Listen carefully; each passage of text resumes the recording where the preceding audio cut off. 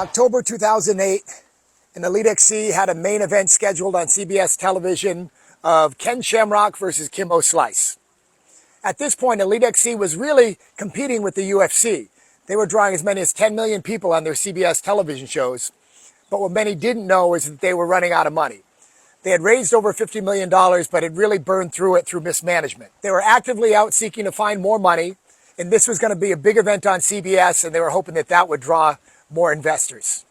About a year earlier, I had sold my company, Unkown to EliteXC, and agreed to stay on for 5 years as a consultant. I was excited at first, but it quickly became apparent that I wasn't really going to be able to work well within the organization.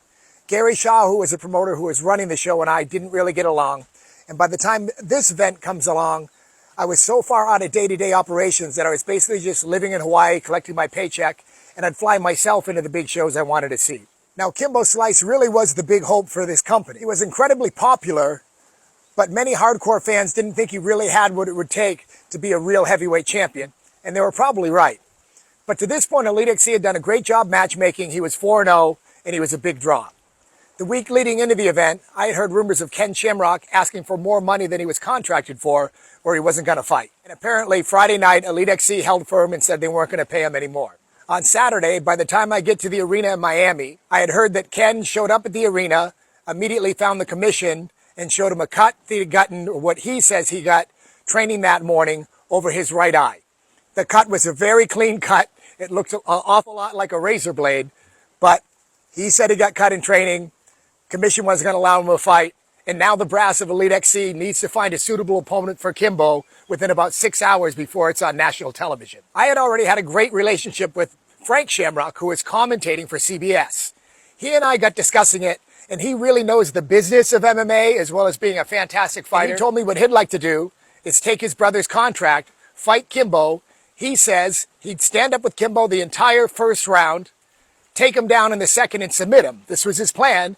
And he said, by doing this, you'd keep Kimbo's aura alive because he'd just be getting submitted by a submission fighter, and his image as a ruthless brawler knockout artist would be intact. I thought it was a fantastic idea. I went and found Gary Shaw, brought it up to him, and he basically turned his back and walked away. In the end, they settled on an undercard fighter named Seth Petrozzulli that even if you're a hardcore MMA fan, you probably didn't know who he was. Seth Petrozzulli fought Kimbo Slice later that night. Are you ready? Are you ready? Fighter, are you ready? Fighter, are you ready? And it's about to get serious. Slice quickly across. And then punches out. Slice goes down. Slice in trouble. Oh my goodness. Slice gets pounded out. And they stop it. It gave every excuse for the MMA fan to say Kimbo was just an overhyped YouTube star, backyard brawler. And it made it much harder to raise any more money. EliteXC never did another big show. Their stock dropped to zero. I lost millions of dollars. Would EliteXC still be around if they took my advice that night and put Frank Shamrock in against Kimbo Slice? I have a bunch of stories I'd like to tell about the inner workings of EliteXC. We'll get to those. For now, thank you for watching. Please like and share. I'm TJ Thompson.